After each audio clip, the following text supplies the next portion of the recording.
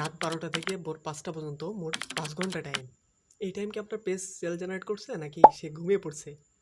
আমাদের দেশে বেশিরভাগ মানুষ রাতে ঘুমাতে যাওয়ার আগে ফোনে স্ক্রল করতে থাকে।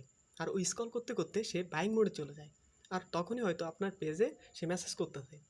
কিন্তু তখন কি হচ্ছে, আপনি বা আপনার মডারেটর হয়তো বা সেই টাইমে ঘুমিয়ে আছেন। আর মেসেজের হয়তো রিপ্লাই সে পাচ্ছে না। এভাবে হয়তো ২-৪-৫ মিনিট পরে সে হতাশ হয়ে আপনার পেজ থেকে চলে আসছে। আপনি কি করতেছেন, হয়তো পরের দিন ঘুম থেকে উঠে হয়তো আপনি বা আপনার মডারেটর ওই মেসেজের রিপ্লাইগুলো দিচ্ছেন।